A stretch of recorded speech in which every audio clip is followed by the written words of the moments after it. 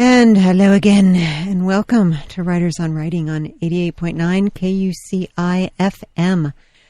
My next guest is Kate Braverman. She's author of 4 novels, 2 collections of short fiction, and 4 books of poetry. Her new book is Frantic Transmissions to and from Los Angeles, a collection of essays that won the 2005 Grey Wolf Press Nonfiction Prize.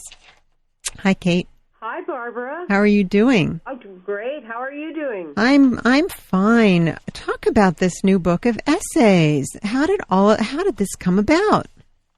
Well, I've always been writing essays as well as poetry, novels, and short stories.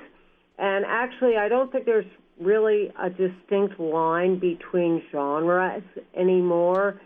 In my examination of the writing of the 70s, it's pretty clear to me that between Joan Didion, Tom Wolfe, and Hunter Thompson, that what they did was pretty much demolish the patrician vestiges of genre, the little categories that men have erected across their literary terrain.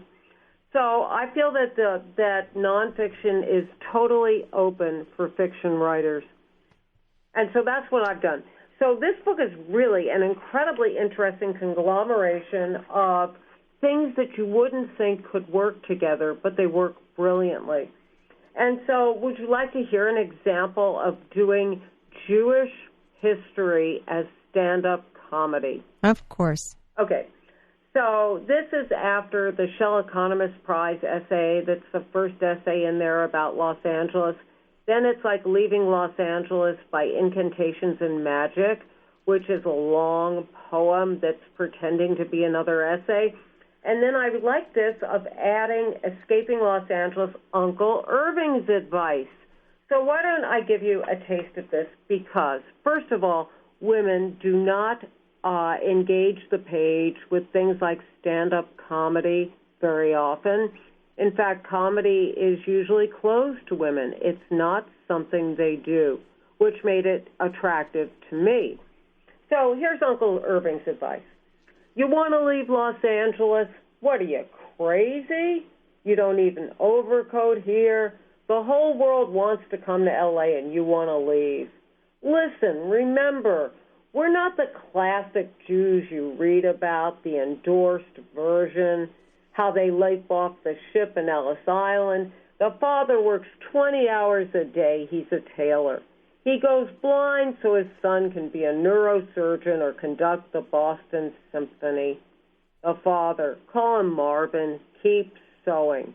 He's completely blind at this point, but he has to put his son through med school. All right, so then we go into the climbing steep, unlit steps up to the tenement. The kids are doing their 3rd or 4th set of optional extra credit book reports by candlelight.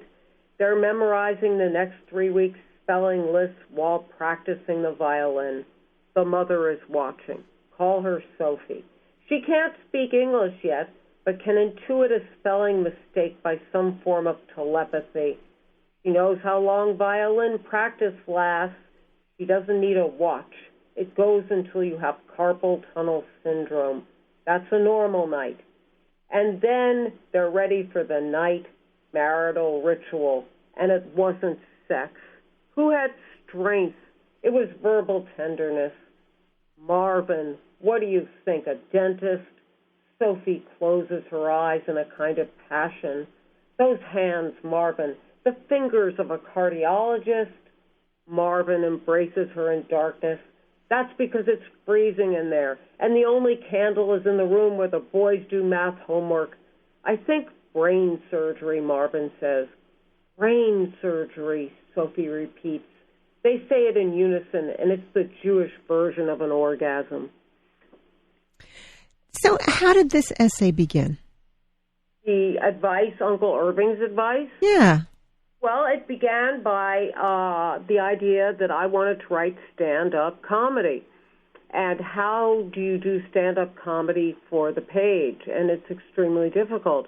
And I thought that it would lend itself well to telling ghastly stories, like the Jewish history in America and the extra Jewish diaspora of leaving the East Coast for Los Angeles. So it's like exile within exile within exile. And I felt that it would lend itself well to stand-up comedy. And there's a lot of very funny things in there. I know that because I've been reading them to audiences, and people are cracking up like it was real stand-up comedy. And this happened to me at the Petaluma Library last night, where there were very few Jewish people. And I did not expect it to be a sophisticated crowd, like when I read at Dutton's, and people were, laughing like it was Richard Pryor or something, which is always a surprise for a serious writer when that occurs. But at the Petaluma Library, which is a little town in Northern California, people were laughing like that during Uncle Irving's advice. You're listening to Writers on Writing. I'm talking with Kate Braverman, author of Frantic Transmissions to and from Los Angeles, published by Grey Wolf Press. So the way essays begin, similar to how poetry, stories, novels begin, or do different things happen and you go, this one's an essay, this one's a novel, this one's a story, this one's a poem. What's the difference? How do you know? I don't think there's any difference for me, and I've been asked that question a lot, and I just go back to the basic. Neruda says there's two things that make a piece. There's the net, then there's the air that falls through the meshes, and I'm an air that falls through the meshes kind of girl, and I believe that language of a certain order will naturally have its own DNA in it. It will form its own morphology. It will take care of the decisions your characters make. You don't have to inflict anything on it when you have the alchemy. So since all I have are piles and acres and football fields of alchemy, I can take the magic stuff and call it an essay or call it a short story or call it a novel if it gets big enough. I don't care about the distinctions between categories. I just care if it's brilliant writing. You've said something to the effect of, where poetry reaches so few people because nobody's buying poetry. Why not take all of those same elements and make it a bigger story, make it into a novel? Well, it's not just that. It's also that women have had such a short time to inhabit the page. Let us remember that we did not get the vote until 1919, so that women really have not had very long to make an imprint on literature. When we talk about literature, we're only talking about what men have seen and written and what other men have said about what these men have seen and written. And that goes for reality as well. When we talk about reality, we're just talking about what men have measured, charted, and defined. Women have not had a chance to participate. And so I think that particularly as a woman and as a California writer, that we are a region of experimentation. And that what's going on in New York, I've just come back from 2 months on tour, and nobody in this country is interested about what's going on in New York except for the people in New York. They don't care in Detroit, they don't care in Ann Arbor, they don't care in San Diego, they don't care in San Francisco, they don't care in Seattle, and they don't care in Texas, or some of the places I've been. The only people who care about the rules and regulations of how it's supposed to be are the people in New York. And I think that California should stop taking this, we're just a little outpost of the giant empire situated in New York. We live in a global world, and I think it's time for California writers to get their due, nationally and internationally. You lived in New York, upstate New York for, 10 years? What? Yeah. To say that we were in New York is sort of not quite right, because when you're a 7-hour drive from New York City, you're not in New York. Mm-hmm. We were in the Allegheny Mountains, Appalachia. We were one wrong turn from Pennsylvania, and it's a part of the country that is so poor. We were in the poorest county of New York State, and they call the border there Pentucky. How was it to be there and to be a writer from California in terms of your own work? What sort of changes took place in your work being so far away? Did anything change? I think that I carry my isolation with me, so that wasn't a problem. And isolation I've always liked. People are, for me, an acquired taste, which is probably why I don't have very many friends in important places who will invite me to good conferences and give me honorariums, but that's okay. But nonetheless, I found that my California sensibility was suspect in this little town, and that just because we came from California, that brought along a lot of negative baggage with us. We were suspected always of not being like the other people in our little town, and boy, were they right.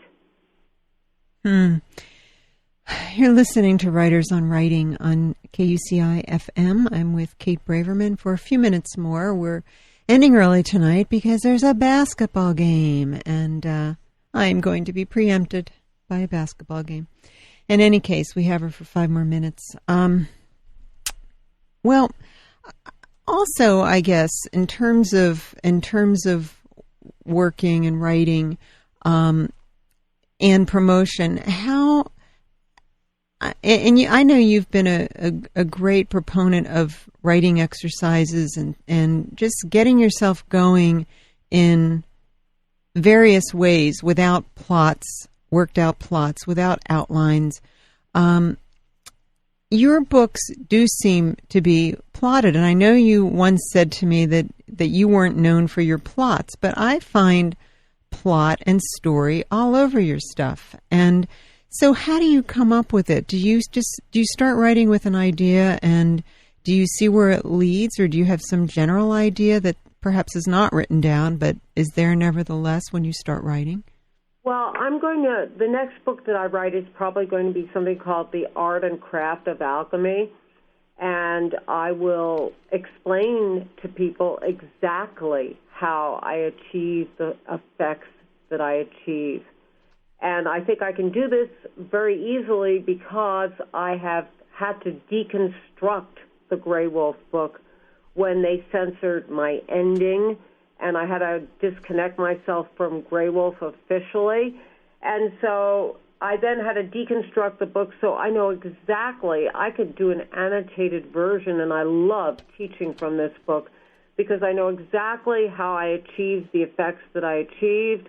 I know how to access the alchemy, and I also know once you have the magical threads, I know how to stitch, nail, glue, collage, build the bridges, do the things that are necessary to make them adhere and coalesce. And I do have these secrets, and they don't have to be secrets. I plan to share them with the world. Oh, Kate, we are so miserably at the end of our time. Do you have any words of, you have lots of words of wisdom for writers. Anything you can tell us right now? I think that the idea of being experimental is that you sit down and you have no idea what you're going to do. And one of the great things that I like to tell my writers when they work with me is not to use your eyes, because we live in an image-saturated age, and that I'm more interested in what you're thinking, what you're hearing, what you're smelling, to start to use your senses more synergistically and get away from this constant assault of what the visual is. That's a good help. And any place where you have a period, put a comma in and go on for 10 more pages where you think it's over. And by putting in the commas, forget punctuation. You can always go back and punctuate.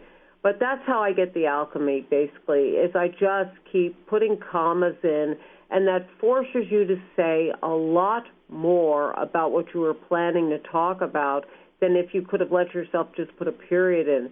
And after 10 pages of comma, and you keep going, comma, and you keep going, you will find that you are writing what you don't yet know. That's how you get the alchemy. The only way that can happen is by an act of discovery. And you can discover by walking the plank into the Bay of Sharks.